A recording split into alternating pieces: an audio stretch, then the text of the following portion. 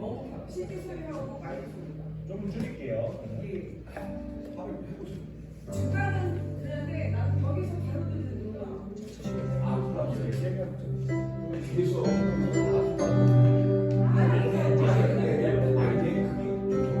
근데 이 정도 괜찮아요.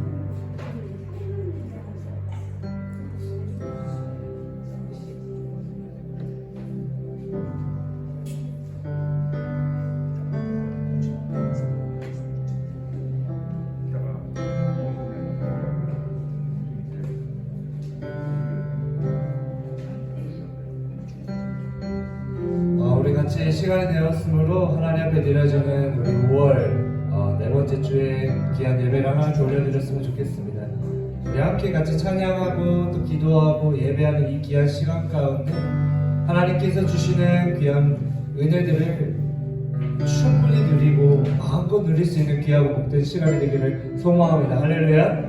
우리 같이 샬롬으로 인사해볼까요? 자, 샬롬. 다시 한번요. 샬롬. 우리 제가 기도하고 우리 하나님 앞에 이렇게 고백했던 것처럼 같이 샬롬을 누려봅시다. 사랑하는 하나님, 세상 가운데 있고 여전히 연약하고 부족한 우리들이 이 시간 주님의 전에 모여 함께 예배하는 이 귀한 주님의 또 주님의 예배 가운데 우리의 생각과 우리의 뜻과 우리의 모든 마음들을 내려놓고 하나님 한 번 바라보는 귀한 시간이 되기를 주님 간절히 소망합니다. 하나님 함께하여 주셔서 우리의 찬양의 고백 가운데 우리의 예배의 주인 되어주시는 하나님을 믿음의 눈으로서 바라보며 하나님이 주시는 그 귀한 은혜의 축복을 마음껏 누리며 나아갈 수 있는 귀한 축복이 되어질 수 있도록 역사하여 주시옵소서. 오늘도 예배 가운데 승리케 하여 주실 우리 구주 예수님의 이름으로 기도드립니다. 할렐루야. 우리 할배 영광의 박수 올려드립시다. 우리 같이 찬양해볼까요?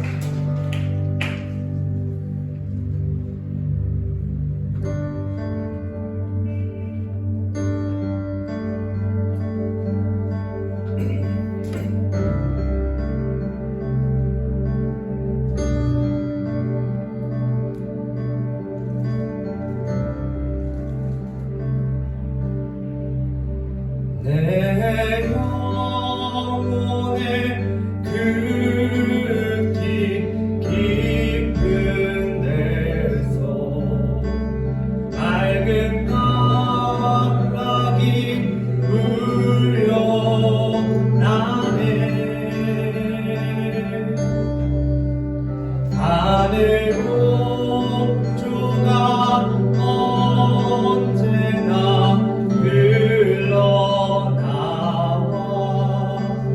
내 영혼을 고이 싸네. 내 맘속에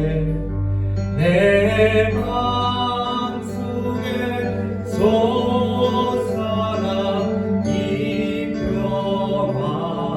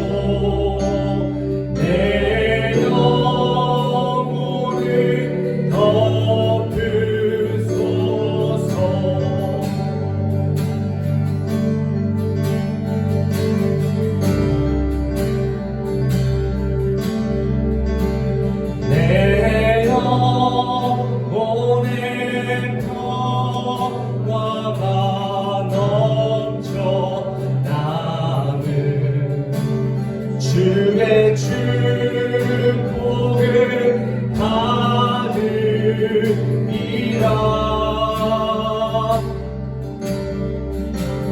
내가 주야로 주님과 함께 있어. 우리의 영혼이여 내 영혼이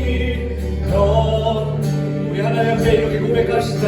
이 땅 위에 험하게 가는 동안 이 땅 위에 험한 길 가는 동안 참된 평화가 어디 있나.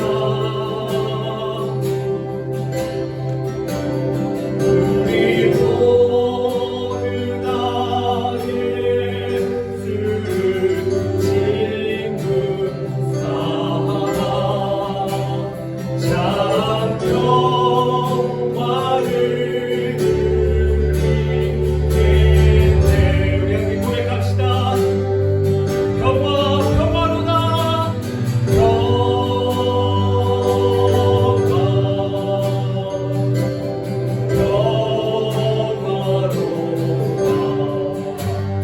하늘 위에서 내려오네.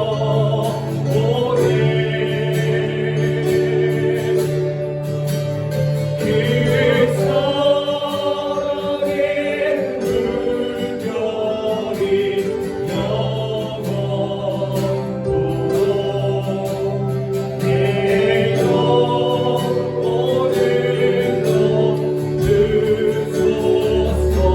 평화로다.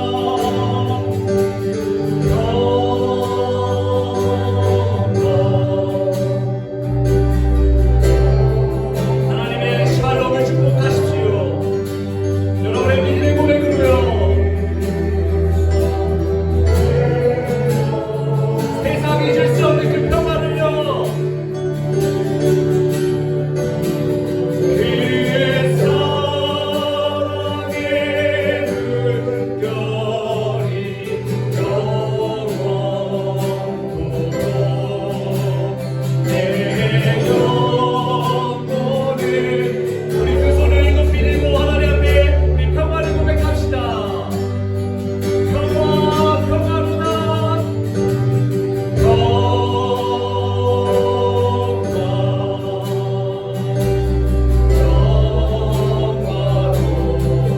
할렐루야. 하늘 위에서 내려오네.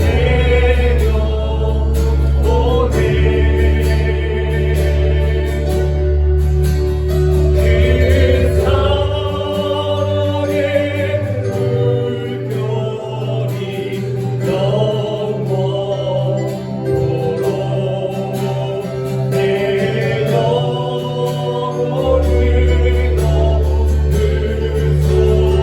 그 사랑의 물결이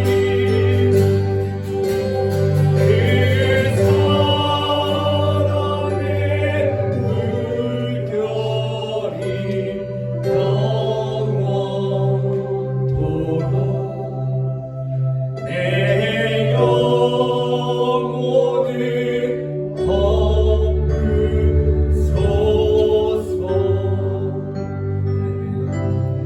우리에게 평화를 주시는 하나님께 다시 한번 박수. 이 자리에서 일어나서 힘의 찬송 부르시면서 주 앞에 나아가겠습니다.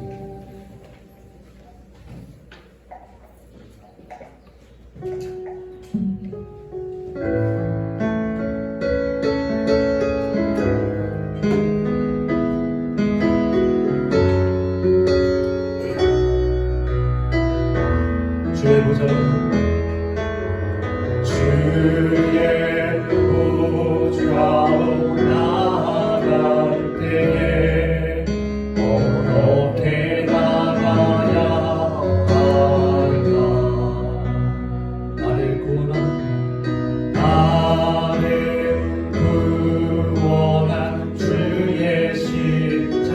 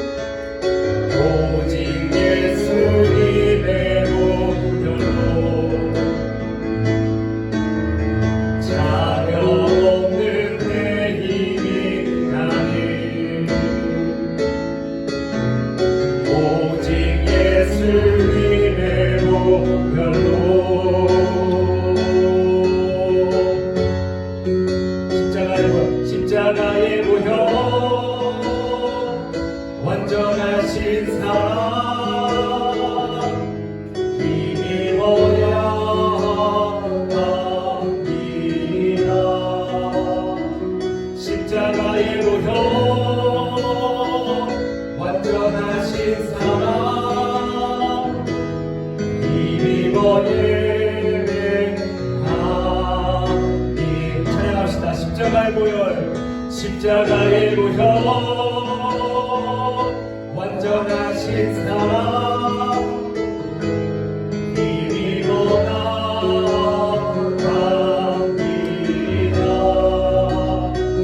십자가에 모여 완전하신 사랑 힘입어 예배합니다.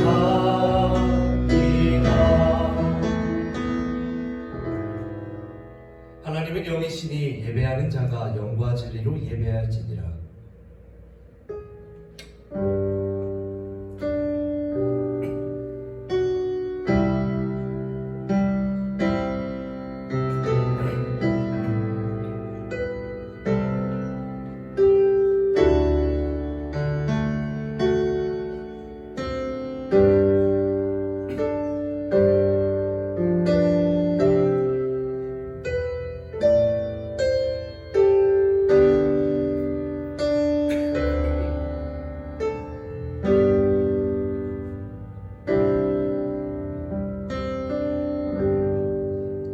나는 주의 힘을 노래하며 아침에 주의 인자하심을 높이 부르오니 주는 나의 요새이시며 나의 환난 날의 피난처이심이니이다. 나의 힘이시여 내가 주께 찬송하오리니 하나님은 나의 요새이시며 나를 긍휼히 여기시는 하나님이시니이다. 아멘. 사랑하는 하나님, 주님 앞에 드려지는 이 귀한 예배의 시간 가운데 주님만 높임 받아주시고 주님만 영광 받아주시옵기를 간절히 바랍니다. 주님, 세상 가운데 살아가는 우리들의 육신의 몸은 여전히 세상 가운데 있고 부족하고 연약한 죄인의 모습이지만 주님, 그러한 죄인의 모습을 구원하여 주시고 나 같은 죄인을 살리신 하나님 앞에 이 시간 우리의 모든 믿음의 고백을 다하여 주님 앞에 예배하오니 우리의 신령과 진정으로 드려지는 이 귀한 예배의 시간을 주님께서 기쁘게 흠양하여 주시고 화답하여 주셔서 주님의 축복이 넘쳐 흐르는 귀한 예배의 시간이 되어질 수 있도록 역사하여 주시옵소서. 성령의 운행 가운데 하나님의 말씀을 듣고 하나님의 말씀대로 살아내는 우리 귀한 우리 교회 성도님들 모두가 될 것을 이 시간 간절히 바라옵고 우리 구주 예수님의 이름으로 기도드립니다. 사도신경으로 우리 신앙을 고백하겠습니다. 전능하사 천지를 만드신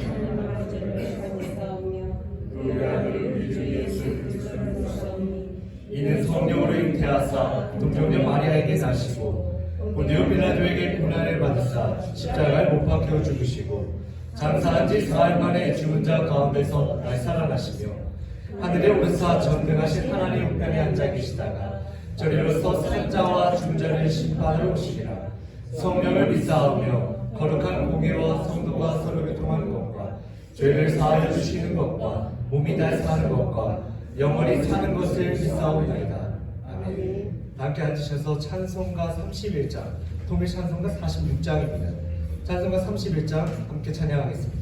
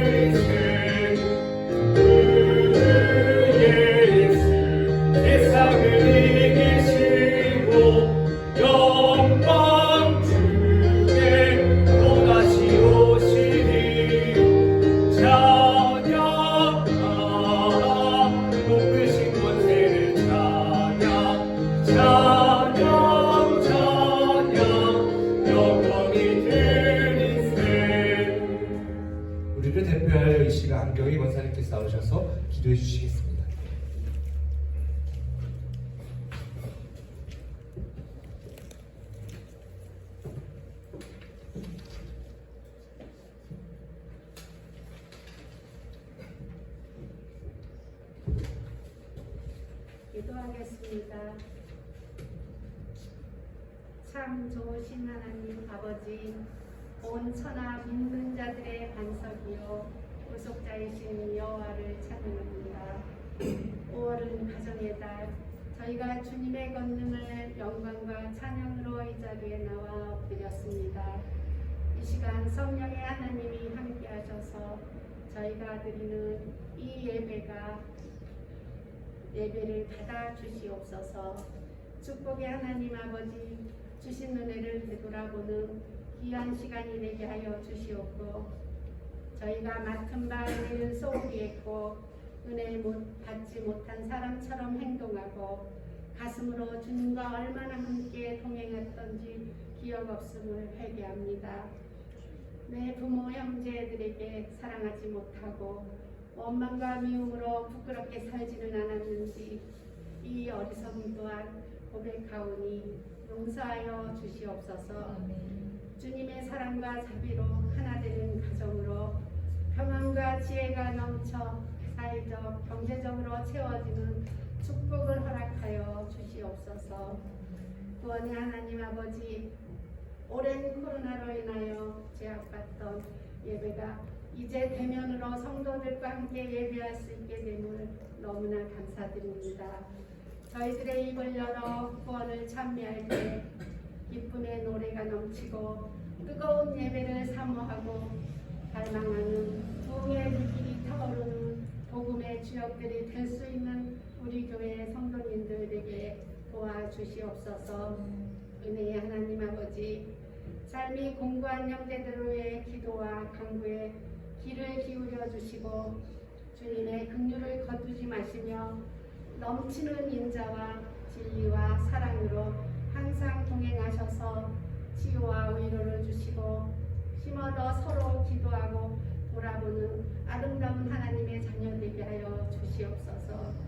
오늘 한국에 계신 목사님과 사모님, 주님께 몸들여 헌신하신 그 수고의 마음이 주 안에 헛되지 아니하고 주님의 향기로 평안과 복이 넘치는 가정으로 인도하시며 건강히 일정 마치고 돌아오실 때까지 하나님께서 동행하여 주시옵소서.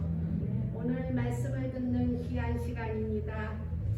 이 시간 복된 말씀을 들고 담에 서신 전도사님과 찬양으로 인도하는 사모님께 하나님의 은총이 멕시코 우리 교회를 통해 넘치시길 간구하며 인간의 연약함 모든 십자가 뒤에 감추시고 성령의 두루마리를 입히사 말씀의 능력이 넘쳐나서 전하는 그의 입술을 주장하시고 생각을 주장하셔서 하나님의 음성을 대언하실 때에 그 말씀과 찬양이 은혜로 넘쳐 우리의 삶에 변화되는 일상을 기대합니다.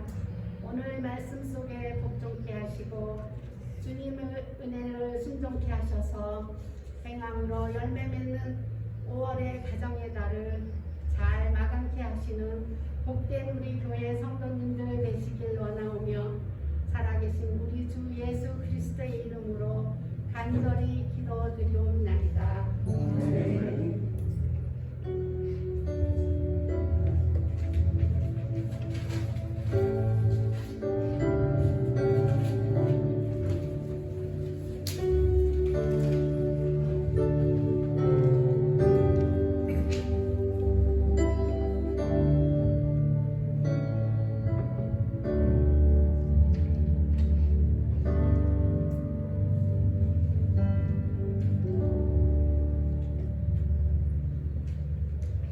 오늘 우리에게 주신 하나님의 말씀을 함께 보겠습니다. 오늘 하나님 주신 말씀은 요한복음 21장 15절에서 17절의 말씀입니다.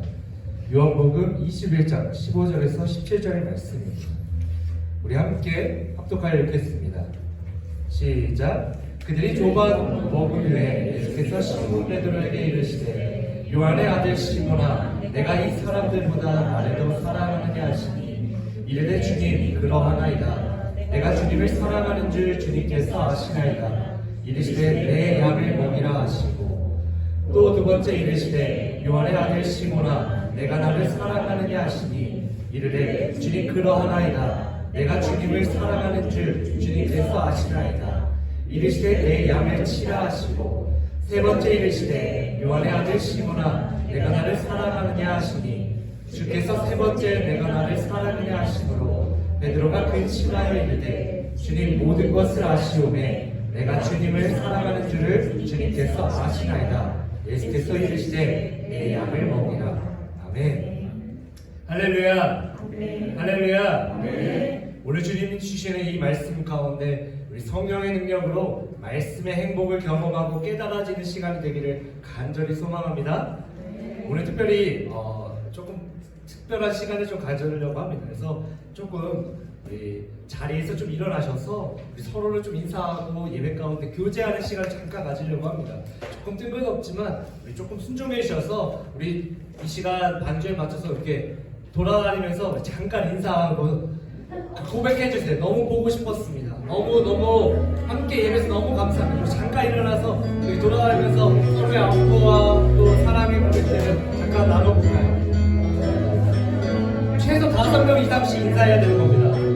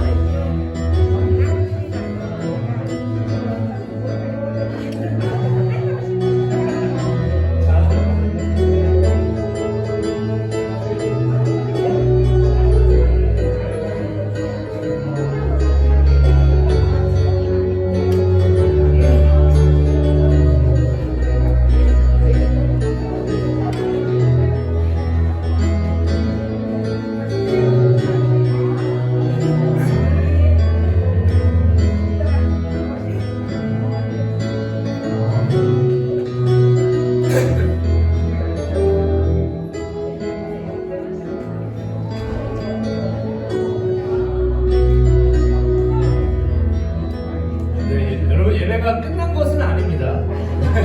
예배가 끝나서 집에 가시는 건 아니시죠? 네, 예배가 끝난 건 아닙니다. 안타깝게도. 네. 제가 이렇게 특별한 시간을 조금 오늘 가지려고 했던 이유는 일단 후반부의 설교 부분에서 여러분이 깨달으실 것 같은데 오늘 주시는 말씀이 또 이런 부분에서 접목돼서 잠깐 특별한 시간을 가졌습니다. 제가 여러분에게 이렇게 고백하고 싶어요. 여러분 사랑합니다. 사랑합니다. 성도 여러분 사랑합니다. 설교 처음부터 여러분 제가 너무 부담스럽게 했나요? 이 세 번의 저의 사랑의 고백을 들으신 여러분의 마음 어떠십니까? 아침부터 이렇게 벌써 마음이 무거우십니까? 여러분들은 얼마나 자주 우리 사랑하는 배우자들에게 또 사랑하는 배우자에게 사랑하는 가족들에게 자녀들에게 친구들에게 또한 이웃 사람들에게 여러분의 사랑의 표현과 고백을 하십니까? 꼭 사랑해 라는 그 표현이 아니더라도 말이죠. 한번 이 사랑의 표현을 한다는 것을 깊이 한번 생각해 보게 되었습니다. 결국 이 표현한다는 것은요, 상대방에게 사랑의 고백을 한다는 것은요, 보통 상대방에게 나의 마음과 애정을 확인시켜 주어서 그러므로 상대방이 더욱더 행복해지고 나의 사랑에 확신을 가질 수 있는 것으로 생각할 수 있을 겁니다. 그런데 여기서 조금 더 나아가서 생각해 보면 결국 이 표현한다는 것은요, 나 자신을 위한 행위로도 볼 수 있는 겁니다. 상대방에게 나의 사랑을 표현함으로써 나 자신이 더욱더 나의 배우자를, 나의 친구, 나의 가족들을, 나의 이웃을 사랑하고 있다는 것을 다시금 인지하고 깨달은다는 것이죠. 내 마음이, 내 생각이 내가 정말 이 사람을 사랑하고 있구나 라는 것을 이 표현을 통해서 더욱더 생각할 수 있다는 것입니다. 결국 이 사랑은요, 표현해야 된다는 것입니다. 조금 전 이렇게 짧았지만 이 아름다운 교제의 시간 속 조금은 어색하고 낯설고 혹은 잘 모르더라도 어쩌면 이 사랑의 표현들을 통하여서 함께함을 느끼고 더욱더 따뜻한 그 하나님의 사랑을 나눌 수 있었던 것처럼 사랑은요, 표현하여야 상대방도 나도 알 수 있다는 것입니다. 나는 이렇게 일평생 살아왔어요. 나는 표현 잘 못해요. 내 성향이 그래요. 안 해도 알 거예요. 안 해도 알 거예요. 하면 더 어색해져요라고 생각하시는 분들 있으시죠? 어쩌면 자신의 살아온 그 시대적인 배경, 출신, 개인의 성향 다 이유가 있을 겁니다. 이해하고 쑥스럽고 부끄러워서 또는 굳이 말하지 않아도 안다는 그 생각과 마음으로 말이죠. 그런데요, 이렇게 말씀하시는 분들, 이렇게 생각하시는 분들 보면 간혹 조금 오해하시는 경향이 있으신 것 같습니다. 어쩌면 사랑의 이 표현을요, 오해하시는 것 같습니다. 어쩌면 사랑의 이 표현은요, 막 멋져 보이고 세련되어 보이고 온갖 미사여구를 다 해서 그냥 떼아모하는 것처럼요, 그렇게 해야 된다라고 생각하시는데 아닙니다. 세상 간단하고 단순한 표현입니다. 어린아이가 할 수 있는 표현이죠. 상대방을 생각하면서 상대방에게 이 고백하면서 동시에 나도 기분 좋아질 수 있는 단순한 말이지만, 똑같은 말이지만 내가 상대방을 위해서 진심을 다해서 고백한다면, 그래서 상대방이 행복하고 나도 행복할 수 있다면 그것이 사랑의 표현이 되는 것입니다. 꼭 굳이 사랑해 라는 표현이 아닐 수도 있는 것입니다. 자신만의 언어로요, 상대방의 행복과 나의 행복을 위해 말할 수 있는 것이라면, 또한 동시에 상대방의 그것을 이해할 수 있고 존중할 수 있게 된다면 가장 단순하고 자신만의 언어로 얘기할 수 있는 것이죠. 중요한 것은요, 사랑은 표현해야 된다는 것입니다. 5월 가정의 달 여러분 잘 기억해 주십시오. 사랑은 표현해야 된다는 것입니다. 그래야 나도 상대방도 더욱더 행복해질 수 있다는 것이죠. 여러분들의 이제 표정을 보니, 특히 우리 이제 남자분들의 표정을 보니까요, 아유 조사님, 조사 아직 어려서 잘 몰라서 그러시는 것 같아요. 제 나이 돼봐요, 그게 쉽지 않아요. 말 안 해도 다 아는 우리 그 정도의 사이잖아요. 네, 다 이렇게 표정을 지금 이렇게 짓고 계시는데 제가 오늘 설교를 더 잘해야 될 것 같은 사명감이 듭니다. 제가 여러분들에게 이 서두의 이런 사랑의 표현에 관한 말씀을 드렸던 이유는, 오늘 함께 읽은 이 본문에서 예수님께서 과연 이 모습을 보여주시기 때문입니다. 여러분, 너무나 유명한 구절이죠. 정말 많은 분들이 오늘 이 본문의 말씀을 가지고 설교를 했을 정도로 오늘 본문은 우리에게 너무나 익숙하고 너무나 잘 아는 내용일 것입니다. 특별히 해당 본문을 가지고 여러 가지 성경의 해석들, 주석을 다양한 그 해석들을 찾아볼 수 있을 만큼 이 본문은 굉장히 유명한 본문이죠. 예수님께서 부활하십니다. 십자가에 달려 돌아가시고 날 뒤에 부활하셔서 제자들을 3번 찾아가십니다. 그리고 오늘 말씀은 3번째 찾아가셨을 때 등장하는 그 말씀 가운데 있는 말씀입니다. 십자가 사건 이후 부활하셨던 예수님께서 찾아가신 대상은 빌라도가 아니었습니다. 자신의 손과 발을 못을 받고 묶어서 죽임을 당했던 죽였던 군인들도 아니었습니다. 예수님께서 부활하셔서 3번 다 찾아가셨던 대상은 제자들이었습니다. 당신께서 가르쳐 주셨던 이 말씀, 함께 보았던 이 성령의 역사와 하나님의 능력을 갖고 앞으로 이 전 세계와 온 열방에서 주의 교회를 세우고 복음전도 사역을 해야 하는 이 제자들에게 찾아가신 겁니다. 요한복음 20장 19절에서부터 예수님께서 친히 제자들에게 먼저 찾아가셨던 그 말씀을 함께 볼 수 있는데, 자신들이 예수의 제자였다는 사실이 발각되면요, 똑같이 죽임을 당할 것이라는 그 두려움에 휩싸여서 사람들의 눈에, 이 유대인들의 눈에 피해 지냈던 제자들에게 예수님께서 직접 찾아오십니다. 그들이 있는 곳으로 찾아오시는 겁니다. 그리고 제자들을 향해서 처음으로 말씀하신 것은 곧 사랑의 표현은 샬롬이었습니다. 걱정과 근심과 두려움에 매여있던 제자들에게 평안을 주시는 겁니다. 두려워하지 마. 평안을 누려도 돼. 샬롬, 성령을 받으렴. 예수님께서 말씀하신 것이죠. 예수님께서 제자들에게 하셨던 첫 마디였습니다. 샬롬. 그들의 죄를 따지지도 묻지도 않으셨던 겁니다. 그리고 두 번째로 찾아와 만난 도마에게 손을 내밀어 직접 보여주시며 보이지 않는 믿음을 말씀하시고 그를 회복시켜 주셨던 것을 우리 함께 볼 수 있죠.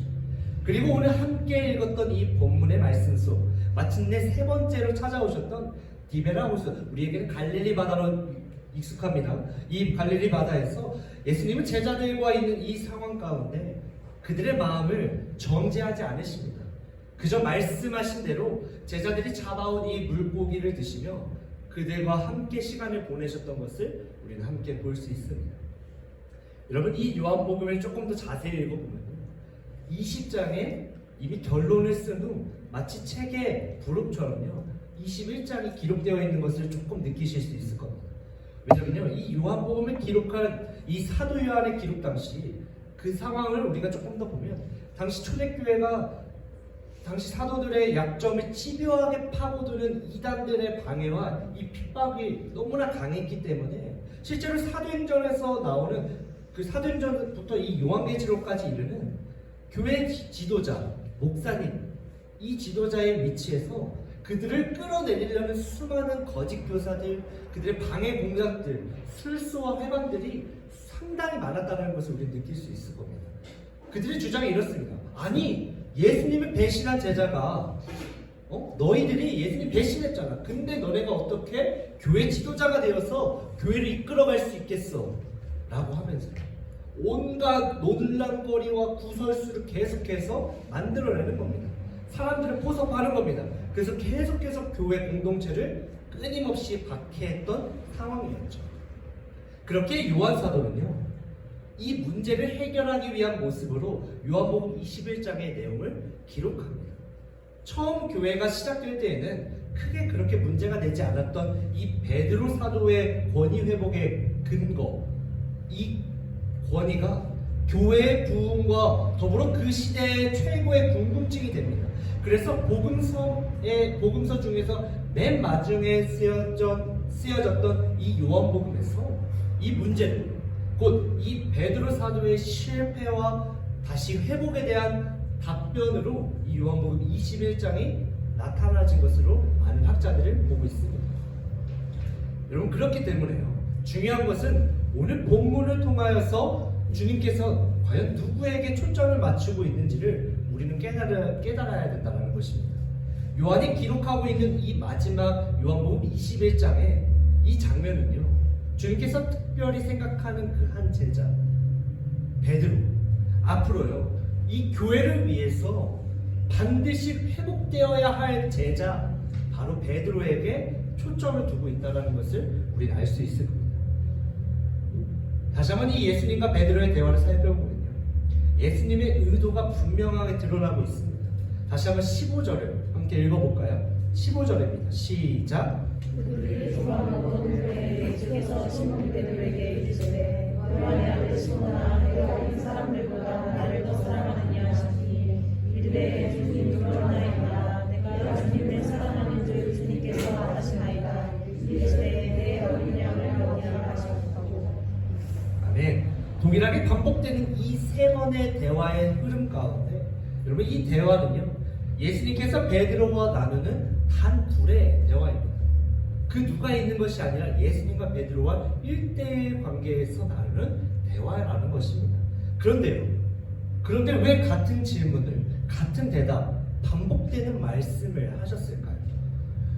시몬에서요, 원래 베드로의 이름이 시몬이었잖아요, 그렇죠? 시몬에서 베드로라는 이름이 바뀐 후 줄곧 예수님께서는 이 베드로를 부르실 때 시몬이 아닌 베드로라는 이름을 사용하십니다. 반석.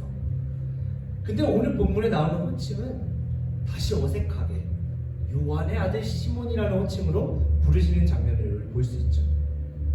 당시요 유대인들은요 어떤 격식을 갖추어서 자신을 소개할 때 자신이 누구의 자녀인지, 어떤 가문에서 자라는 사람인지를 밝히는 그 관습이 있었습니다. 그래서 예수님께서 베드로를 이렇게 부르셨던 이유는 아마도 당시 그 베드로의 마음을 아셨기 때문에 베드로를 배려하셨던 거라고 저는 생각합니다. 자신은 무슨 일이 있어도요 예수님을 부인하지 않을 거라고 호언장담했잖아요. 그래서 의기양양하게 주님 가시는 길 제가 따라가겠습니다 라고 얘기했던 그 베드로가요 어떻게 됩니까? 예수님께서 잡히시던 그날 가운데 예수님의 말씀대로 3번 부인하게 되죠. 그러니 스스로요 어쩌면 예수님이 불러주신 그 반석 베드로라는 이름이 싫어졌을 겁니다. 부담됐을 겁니다. 아우 자신이 무슨 이제 반석이냐며 스스로를 베드로가 아닌 다시 시몬으로 불러달라고 생각하지 않았을까요? 어쩌면 내가 이 베드로라는 이름을 갖고 있는 내 자신이 너무나 창피하고 부끄럽고 부담되고 주님이 직접 지어주신 이 이름이 너무나 한탄스럽고 부끄럽고 창피했을 겁니다.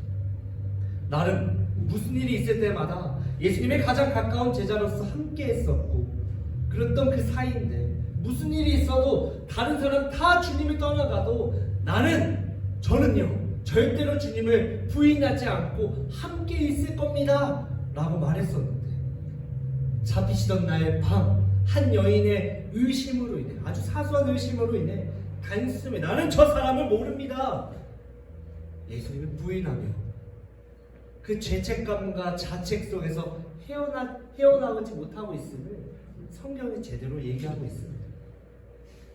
베드로라는 이름 자체를 기억하기도 부담스러웠을 겁니다.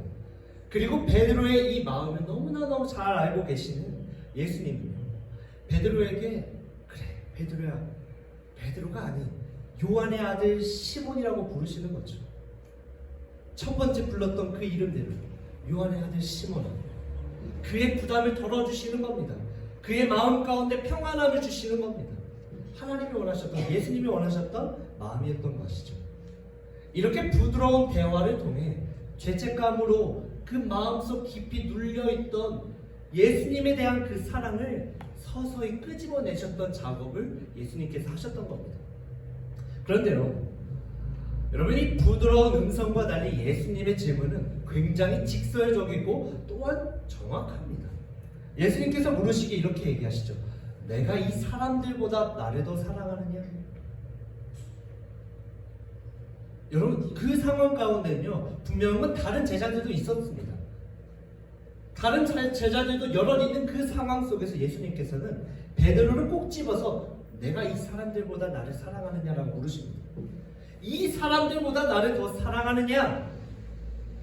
근데 여기서 우리가 중요한 포인트를 놓치지 말아야 합니다. 여러분 정말 중요합니다. 예수님께서 물으셨던 이 사람들, 여기 있는 모든 사람들이란 이 질문 속에는요 베드로, 너 자신도 포함되어야 한다는 것입니다. 그래서 이런 거죠.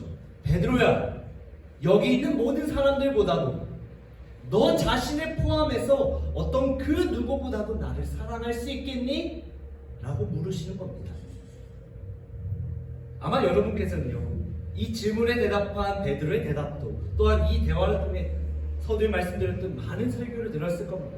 예수님을 3번씩이나 부인했던 베드로를 회복시키시기 위해 동일하게 3번씩 질문했다고 이런 설교들 또 이 질문에 이 사랑이라는 단어를 통하여서 주님과의 사랑을 뜻하는 아가페라고 하죠. 아가파오와 친구 간의 우정을 뜻하는 이 필레오라는 헬라어 동사를 통해서 많은 설교를 하셨던 목사님들의 설교를 우리는 들었을 겁니다.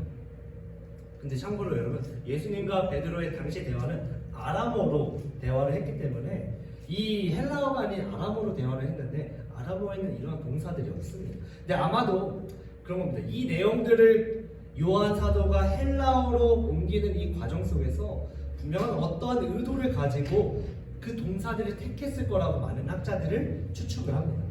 중요한 것은요 우리가 이 본문 속에서 더욱더 주목할 수 있는 것은 왜 예수님이 특별히 베드로에게 이 동일한 질문을 3번 반복하는 것인가 하는 겁니다. 여러분 예수님께서 질문하시고자 하는 것 그래서 예수님이 듣고 싶어 하시는 것이 무엇이냐는 겁니다. 내가 이 사람들보다도 또는 어떤 것들보다도 너는 너 자신을 포함해서 어느 누구보다도 가족과 이웃과 친구와 모든 사람들보다도 너는 나를 사랑할 수 있겠니? 물으십니다. 이렇게 물으시는 주님의 마음속에는 여전히 베드로를 향한 사랑과 신뢰가 있다는 것을 우리는 알 수 있습니다. 나는 너를 여전히 사랑해. 나는 여전히 너를 사랑해. 내가 나를 부인하고 저주하였어도 그래 너는 나를 3번 부인하였지만 나는 너를 계속해서 사랑하고 있어 라는 것을 예수님은 반복되는 이 3번의 질문을 통해서 베드로에게 말씀하고 계시는 겁니다. 주님의 물으심에 베드로의 대답을 우리의 감정을 좀 섞어서 본다면 분명요 첫 번째 했던 대답과 두 번째 했던 대답의 온도 차이를 우리 좀 느낄 수 있을 겁니다. 또 두 번째 했던 대답과 세 번째 드렸던 그 대답과 했던 그 사이에 또 많은 시간과 감정들 그 온도 차이를 분명히 달라졌을 것이라는 것을 우리 느낄 수 있습니다. 어쩌면요 첫 번째 드렸던 그 대답에서 원래 그 베드로의 성격대로 당당하게 대답했죠. 맞습니다 주님, 제가 사랑합니다. 아시잖아요. 그러나 두 번째 질문에 대답을 드릴 때 조금 당황하지 않았을까요? 주님 갑자기 왜 이러시나? 분명 말씀드렸는데 첫 번째 대답과 비교하여 선뜻 대답하기에는 어려웠을 겁니다. 그러나 그래도 주님 사랑하는 자신의 마음을 담아서 주님 아시잖아요. 제가 주님을 얼마나 사랑하시는지. 그런데 세 번째 같은 질문을 하시는 이 예수님의 의도를 비로소 그제서야 깨달은 베드로는 이제는 쉽게 대답할 수 없었을 겁니다. 오히려 말로 하는 대답보다는요 눈에서 흘러내리는 그 눈물이 베드로의 심정과 대답을 말해주지 않을까 저는 상상하게 되었습니다. 베드로의 심정이 담긴 이 17절의 말씀을 다시 한번 읽어보겠습니다. 17절입니다. 시작. 세 번째 이르시되 요한의 아들 시몬아 내가 나를 사랑하느냐 하시니 주께서 세 번째 내가 나를 사랑하느냐 하시므로 베드로가 근심하여 이르되 주님이 모든 것을 아시오매 내가 주님을 사랑하는 줄을 주님께서 아시나이다. 예수께서 이르시되 내 양을 먹으라. 사랑하는 성도 여러분, 성경에 기록하고 있는 베드로가 근심했다라는 이 표현은요 베드로가 시리에 빠지고 죄책감에서 더 절망감으로 빠졌다라는 의미가 아닙니다. NIV에서 영어 성경에서는 hurt라고 나와 있고 쉬운 성경에서는 울상이 되었다라고 표현합니다. 무엇을 말합니까? 베드로가요 예수님의 질문 속 의도를 그제서야 깨달은 겁니다. 세 번째 돼서야 깨달은 겁니다. 그리고 마치 우리의 죄를 회개하듯 주님께 고백했겠지. 주님 모든 걸 아십니다. 제가 주님을 사랑하는 것도 주님께서 알고 계십니다. 자신의 한계와 자신의 약함을 고백하는 겁니다. 그제서야 주님의 앞에서도요 다른 제자들 가운데서도요 가장 열정적이고 서툴렀지만 가장 순수한 마음으로 주님을 위해 아주 열심을 다했던 주님을 따랐던 자신의 모습이 마치 주마등처럼 사라져가고 지나가면 그랬던 그의 모습을 그리고 한순간에 예수님을 부인하며 가장 찌질하고 가장 약하고 가장 작은 모습이 되어버렸던 자신의 부끄러운 모습이 생각난 겁니다. 그리고 그런 그에게 처음 만날 때처럼 직접 찾아오셔서 자신의 사랑을 고백하는 예수님께 오늘 다시 마주하는 겁니다. 어쩌면 베드로의 대답은 이 말뿐밖에 없었을 겁니다. 주님, 제가 주님을 사랑합니다. 제가 주님을 사랑합니다. 이 말뿐 다른 말 할 게 없었을 겁니다. 이렇게 낮은 목소리, 차분한 목소리, 조용한 목소리로 고백하는 베드로의 대답에 어쩌면 흐느끼면서 대답하는 베드로의 대답에 주님이 말씀하시길 그래, 내 양을 먹여, 내 양을 줘, 내 양을 먹여 말씀하십니다. 낙심한 베드로에게 나는 이제 베드로라고 불릴 자격이 없다라고 얘기하는 베드로에게 주님 이제 저는 차라리 어부가 다시 되어서 이렇게 살게요. 베드로가 아닌 시몬의 인생으로 제가 다시 살게요 라고 고백하는 그 베드로에게 다시 일으키시는 겁니다. 일으켜 세우셔서 목양의 새로운 사명을 주님께서 베드로에게 맡겨야 할 이 양들을 치고 먹여야 하는 이 사명을 깨닫게 하시는 겁니다. 다시 일깨워 주시는 겁니다. 그의 사명을 회복시켜 주시는 겁니다. 결국 오늘 주님께서 질문하신 이 의도는요, 베드로를 회복시켜서 그가 앞으로 감당해야 하는, 앞으로 나아가야 하는 그 방향, 사명의 모습, 그 목적, 하나님 나라를 위한 이 사명을 다할 수 있도록 하신 것입니다. 뭐든지 할 수 있을 것 같은 그 자신감이 아닌 아무것도 아니고 아무것도 못한다라고 고백할 때 자신의 능력과 한계를 깨닫고 경험하며 약함을 드러낼 때 주님은 비로소 내가 이제 그래 네가 이제 하나님의 일을 할 때가 되었어 라는 것을 말씀하시는 겁니다. 주님, 제가 뭐든지 할 수 있으면 저 이런 거 잘해요. 저에게 이런 능력이 있어요. 저에게 이런 은사가 있어요. 저 아시잖아요. 저 열심히 다합니다. 저 탁월해요. 저 누구보다도 뛰어납니다. 라는 것을 가지고 이 목양과 사명을 감당하는 것이 아니라 내가 주님을 내 목숨보다도 더 사랑할 수 있을 때, 그 어떤 것보다도 내가 더 주님을 사랑할 수 있을 때, 더 주님을 바라볼 수 있을 때, 그 사랑이 주님의 일을 감당할 수 있는 유일한 조건이라는 것을, 그 자격이라는 것을 오늘 예수님께서 우리에게 말씀해주고 계시다는 것을 깨닫는 시간 되시기를 소망합니다. 사랑하는 성도 여러분, 주님을 사랑하십니까? 형식적인 대답이 아니라 여러분의 삶을 다해 믿음을 다해 고백해 주십시오. 여러분 예수님을 사랑하십니까? 다시 한번.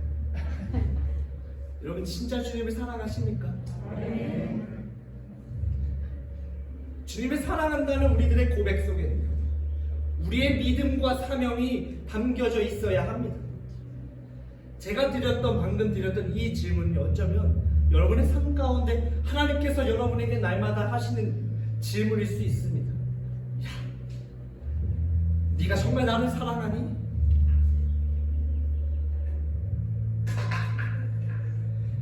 여전히 너의 삶이 힘들고 외롭고 거칠어. 근데 너 나 사랑하니? 내가 준 너에게 그 어떤 것 때문에, 그 무언가 때문에 나를 사랑하는 것이 아니라 나 자체로 너는 정말 나를 사랑하니? 여전히 너가 거친 광야 속에서 터벅터벅 걸어가고 있는 인생의 삶인데 너 여전히 나 사랑하니? 여전히 풀리지 않는 너의 삶의 문제들이 너무나 많은데 너 정말 나 사랑할 수 있니? 너의 건강이 성치 않아도 너 나를 더 사랑할 수 있니? 너의 문제들이 해결되지 않아도 하루하루 고되게 살아가고 있는데 너 정말 나 믿음으로 나를 사랑할 수 있니? 나를 믿고 나를 사랑한다는 이유로 네가 어려워질 수 있어도 그렇게 느껴질지라도 나를 정말 더 사랑할 수 있겠니? 이러한 질문에 여러분 어떻게 대답하시겠습니까? 오늘 예수님께서 베드로의 대답에 다시 대답하셨던 그 말, 내 양을 묵이라. 그 말씀 속에 오늘 우리에게 주시는 큰 도전과 교훈이 있는 겁니다. 만약 오늘 베드로에게 물어보셨던 질문을 우리에게 3번 다시 물어보신다면요, 그 누구도요 처음 대답과 같이 계속 자신 있는 어조로 대답할 수 없을 겁니다. 베드로의 모습처럼 첫 대답과 2번째 대답 그리고 3번째 대답에 모두 온도의 차이가 있겠지요. 어쩌면 이렇게 인간으로서 우리의 모습 속에서는 아주 자연스러운 모습일 겁니다. 그런데요, 그렇기 때문에 결국 우리의 한계와 약함을 인정하며 주님의 신실하심을 깨닫게 될 때, 그리고 그것을 주님 앞에 내려놓고 주님의 마음을 구할 때 주님께서 우리에게 맡겨주신 사명을 주시는 겁니다. 그리고 그것을 이루게 하시는 겁니다. 질문에 대답하기 위해 걸리는 그 시간 가운데, 그 시간 속에서 이미 우리는 하나님의 사랑을 충분히 깨닫고 우리의 자아가 깨지는 겁니다. 이러한 주님의 참된 사랑을 일평생 기록했던, 그래서 증거했던 요한 사도의 마지막 설교까지 주님 사랑합니다, 주님을 사랑하세요라고 설교했다라고 기록합니다. 그렇게 전해집니다. 그렇기 때문에 유난히 이 사도 요한이 기록한 요한복음, 요한 1, 2, 3서 그리고 요한계시록까지 모두 하나님의 사랑을 동일하게 얘기합니다. 하나님이 얼마나 우리를 사랑하시는지, 하나님의 사랑이 우리의 삶에 얼마만큼 가득 넘치는지를 이야기하고 있는 겁니다. 사랑하는 성도 여러분, 하나님만 사랑하십시오. 일평생 사는 모든 순간마다 하나님만 사랑하시고 하나님께 여러분의 사랑을 고백하시기를 소망합니다. 할렐루야. 나의 상황에 따라, 내가 처해진 모든 상황에 따라 우리의 마음대로 하나님의 사랑의 깊이와 넓이를 재지 마십시오. 오늘 주님이 반복되는 이 질문을 통해서 주님은요, 우리를 향한 하나님의 사랑이 얼마나 진지하고 얼마나 진심이고 또 얼마나 참된 사랑인지를 우리에게 보여주시고 계신 겁니다. 여러분, 우리 모두 다요, 그 하나님의 사랑을 소유한 자입니다. 할렐루야. 우리 안에 그 사랑이 있습니다. 그래서 우리는 샬롬을 누릴 수 있는 겁니다. 우리 아까 찬양했던 것처럼 평화를. 비록 우리의 삶의 문제는 여전히 녹록지 않고 풀리지 않는 그 문제들이 많을지라도 주님은 여전히 우리를 사랑하십니다. 그리고 우리를 포기하지 않으십니다. 세상 그 어떤 것도 그 누구도 나를 향한, 여러분을 향한 하나님의 사랑을 끊을 수 없고 부인할 수 없습니다. 간절히 바라옵기는 우리 안에 변치 않는 이 주님의 사랑을 바라보십시오. 그리고 여러분의 삶에 맡겨진 모든 여정 속 맡겨진 그 사명을 다해 주십시오. 아, 주님, 제가 지금 이것 때문에, 제가 이 상황 때문에, 제가 요즘 이것 때문에 죄송하지만요, 우리에게는요, 하나님의 사랑의 변명을 다할 이유도 필요도 없습니다. 주님이 우리 너무너무 사랑하시잖아요. 예, 주님. 여러분, 주님 다 아세요. 여러분 얼마나 힘든지. 여러분의 한 사람의 개인의 사정과 개인이 가지고 있는 모든 삶의 여정 가운데 크고 작은 문제들 주님 다 아세요. 가정의 문제들 다 아세요. 근데 그게 왜요? 우린요, 우리의 문제보다 크신 주님을 소유했잖아요. 우리의 가지고 있는 이 삶의 문제보다 더 큰 하나님의 사랑을 우린 가지고 있잖아요. 그리고 그 사랑이 있기에, 그 사랑이 우리 안에 있기에 우린 나아갈 수 있는 거예요. 우리가 마주하고 있는 이 문제보다, 우리가 가지고 있는 이 삶의 문제보다 하나님의 사랑이 더욱더 크기 때문에 우린 그 사랑의 고백을 날마다 할 수 있고 주님을 의지할 수 있는 겁니다. 그러니 사랑하는 여러분, 하나님의 사랑을 먼저 바라봐 주십시오. 주님을 사랑해 주십시오. 이 땅에 주님의 약속을 붙들고 살아가는 여러분에게 꼭 전하고 싶었던, 나누고 싶었던 말씀이었습니다. 사랑하는 여러분, 너무나 잘 알고 있지만 제가 다시 한번 말씀드릴게요. 우리 하나님이요, 여러분 너무 사랑하십니다. 우리 하나님이 여러분 정말 사랑하십니다. 그리고 그 사랑이요, 예전이나 지금이나 앞으로도 변함이 없습니다. 하나님이 여러분을 사랑하시는 이유는요, 여러분 혼자만을 위한 것이 아니라 그 사랑이 여러분을 통하여서 흘러가기를 원하십니다.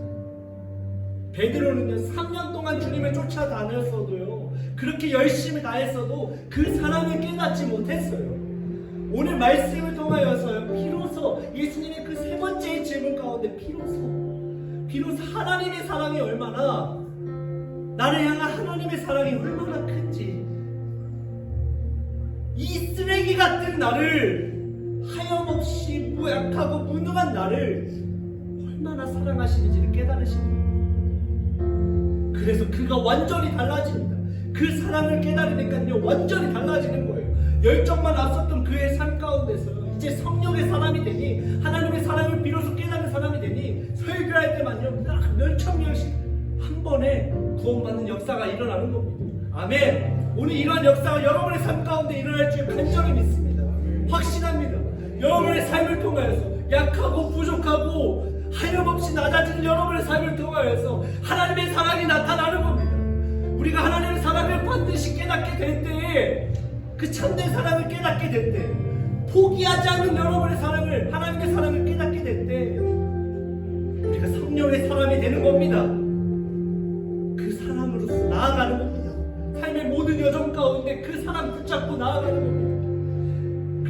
여러분 다시 한번 부탁드릴게요. 하나님만 사랑하십시오.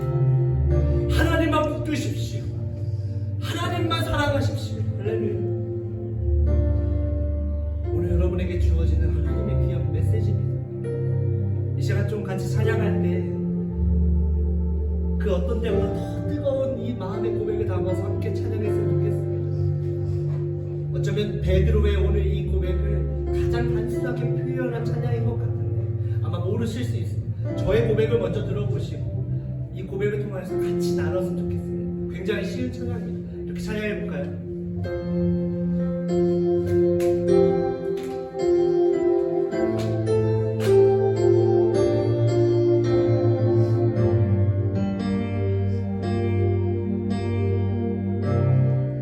저희 고백 먼저 들어보실래요? 예수 사랑합니다. 사랑합니다. 온 마음 다하여 오직 주님 한 분만 간절히 더 원합니다. 이렇게 예수 사랑합니다. 예수 사랑합니다.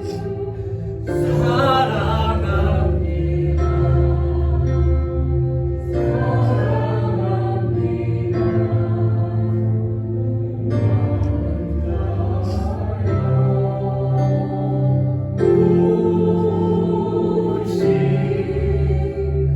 주님 한 분만 간절히 더 원하니. 다시 한번 고백해보세요. 예수 사랑합니다. 여러분의 믿음을 예수 사랑합니다. 사랑합니다. 마음 다하여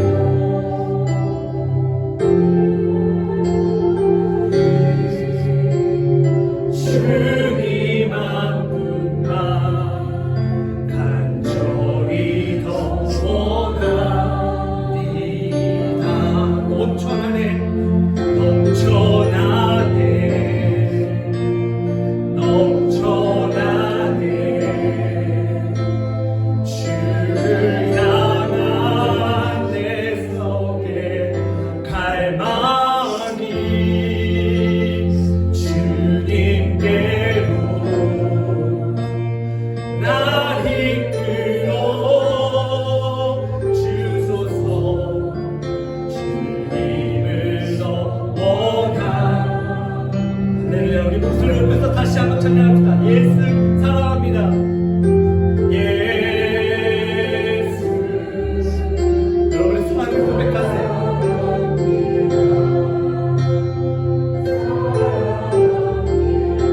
우리의 마음을 다하였어요.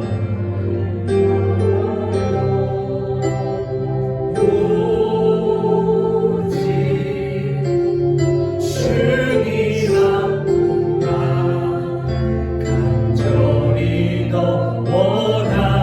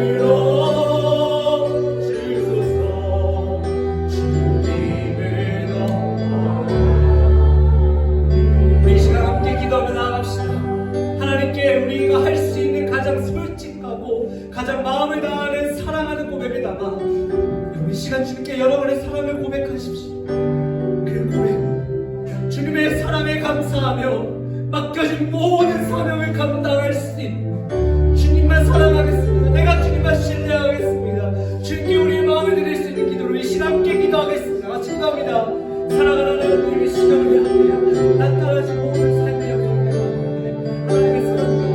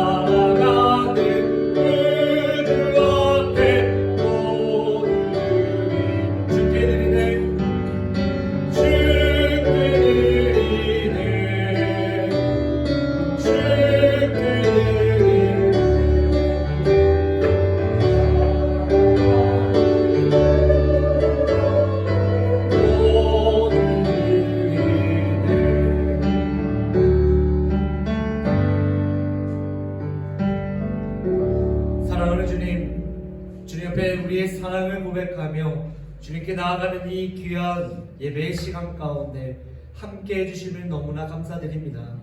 여전히 부족하고 여전히 연약한 우리들, 그래서 주님의 사랑이 필요하고 주님만을 의지할 수밖에 없는 우리들의 믿음 가운데 주님께서 함께하여 주셔서 어떤 상황과 환경에 놓여 있든지 겸손히 주님을 바라보며 주님께 우리의 사랑을 고백할 수 있는 우리 교회 성도님들 모두가 되어질 수 있도록 함께하여 주시옵소서. 신앙으로 날마다 깨어나는 삶, 모든 순간순간 우리의 형편과 필요를 아시는 여호와 일의 하나님을 경험할 수 있도록 도와주시고, 하나님의 방법과 하나님의 때에 신뢰하며 날마다 주님과 동행할 수 있도록 도와주시옵소서. 말뿐인 사랑의 고백이 아닌 우리들의 삶의 모든 태도와 언행을 통해서 하나님께 진실된 사랑을 고백할 수 있는 우리가 될 것을 바랍니다.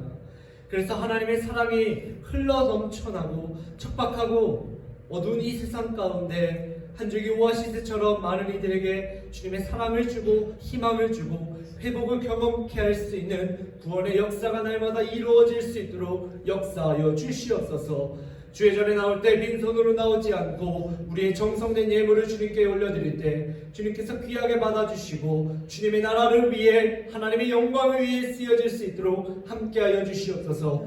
예물의 손길마다 주님 채워주시고 주님의 사랑으로 마음의 풍족함, 여유로움이 나타날 수 있도록 우리 교회 성도님들 날마다 지켜주시옵소서. 육신의 질병과 아픔으로 고통을 신음하며 나아가고 있는 성도들이 있다면 주님의 보혈의 손으로 만져주시고 친히 그의 모든 조직과 세포와 관절마다 그리고 마음의 상처까지도 이 시간 치유하시고 회복시켜 주시옵기를 간절히 간구합니다. 그 가운데서도 믿음을 잃지 않고 살아가는 우리 교회 성도님들 삶 가운데 함께하여 주시옵소서. 특별히 한국 방문 일정 중에 계신 담임 목사님과 사모님, 그들의 가정 가운데 함께하여 주셔서 모든 시간마다 회복과 행복으로 넘쳐날 수 있게 도와주시고 건강에 아무런 이상 없이 더욱더 건강한 모습으로 맡겨진 사역을 감당하실 수 있도록 주님의 능한 손으로 능히 지켜주시옵소서. 한국을 방문 중이신 분들, 앞으로 방문을 예정하시는 모든 우리 성도님들 가운데서도 주님 여호와의 눈동자를 살펴주시고 여호와의 눈동자를 날마다 지켜주시며 낮에 해와 밤에 날로 지켜주시는 여호와의 동행하심을 그 축복을 누리며 함께 하실 수 있도록 간절히 바라오며 이 모든 기도 우리를 사랑하시는 우리 구주 예수 그리스도의 이름으로 기도드립니다. 아멘. 네, 여러분 우리 교회 소식이 몇 가지 있습니다. 우리 대면 예배에 힘써주시옵기를 간절히 바랍니다. 저번 주에도 이렇게 나눴던 광고처럼 여러분 2부 예배 가운데 아주 제가 말로 다 표현이 안 되는데 이 성령의 역사가 너무나 뜨거워서 저는 항상 졌습니다. 여기 제가 찬양 인도를 하고 설교가 아니라 여러분 정말로 성령의 은혜와 이 담비가 너무나 특별히 오늘 또 찬양한 또 기가 막힌 선곡들로 여기까지만 하겠습니다. 오늘 또 예배를 기대해 주시고 함께 해주셔서 더 많은 분들이 함께 이 은혜를 누렸으면 좋겠습니다. 담임 목사님과 사모님 위해서 기대해 주시고요. 또 우리 한국에 가시는 우리 권사님, 또 앞으로 한국에 계시는 분들, 또 오시는 분들을 위해서도 많이 기도해 주시고 권면해 주시고 위로해 주시고 계속해서 이 하나님의 사랑의 끈이 놓치지 않도록 우리 전도서의 말씀처럼 세겹줄은 끊어지지 않는데요. 우리 교회 성도님들의 모든 교제 가운데 이 성령의 세겹줄이 하나님 앞에 나타나지기를 간절히 소망합니다. 어제 청년의 모임이 있었습니다. 그래서 우리 여기 멕시코에 있는 식스플래그를 다녀왔는데 정말 재밌었고 코로나 이후에 정말 몇 년 만에 함께 모였던 시간들이었습니다. 많은 분들이 함께 하지 못했지만 그래도 이렇게 8명의 소수 정예가 모여서 정말 즐겁고 또 즐거운 행복한 하나님 안에서 교제를 나눴습니다. 함께 하고 싶었던 우리 지체들이 여기도 있는데 너무나 아쉽고 다음 기회에는 꼭 같이 했으면 좋겠습니다. 한국에서라도요. 정말로 특별히 이 모임을 위해서 기도해 주시고 또 아낌없이 후원해 주신 우리 교회 성도님들께 다시 한번 감사 인사를 드립니다. 우리 사진만 봐도 너무나 즐거운 시간이지 보이지 않겠습니까? 우리 다시 한번 이 모임을 허락하여 주신 하나님께 영광의 박수 올려드리시기 바랍니다. 우리 자리에서 일어나셔서 기선 찬양 부르시면서 예배로 나아가겠습니다.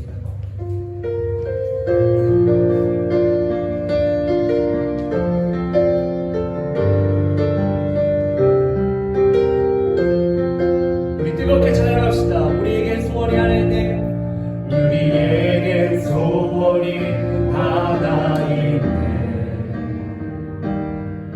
주님 다시 오실 그날까지 우리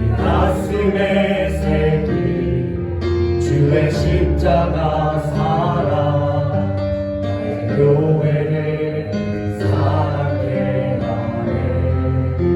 주의 교회를 향한 주의 교회를 향한 우리만을 희생과 포기와 가난과 고난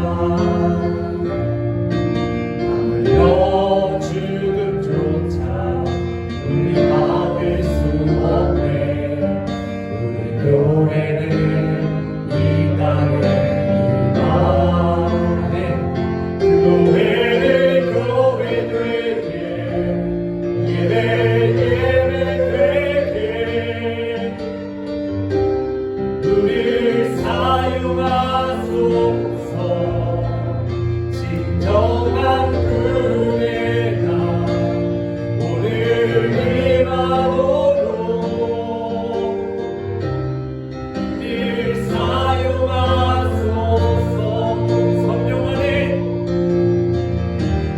성령 안에 예배하리라. 자유의 마음으로 사랑으로 사역하리라. 교회는 생명이니 교회를 교회 되게 예배 되게 우리를 사용하소서. 진정한 은혜가 오늘 임하도록 우리를 사용하소서.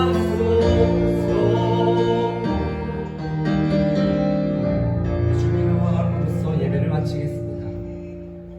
하늘에 계신 우리 아버지여, 이름이 거룩히 여김을 받으시오며 나라가 임하옵시며 뜻이 하늘에서 이루어진 것 같이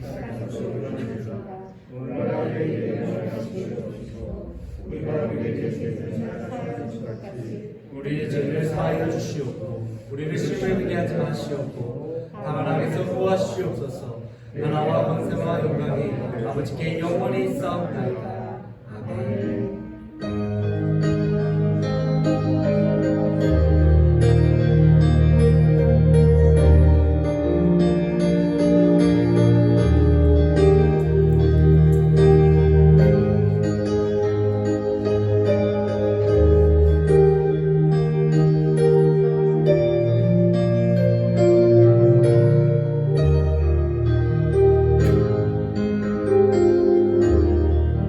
네, 하늘의 예배를 마치었습니다. 우리 삶의 예배 가운데 승리하시고 하나님의 사랑을 나타내게 소망합니다.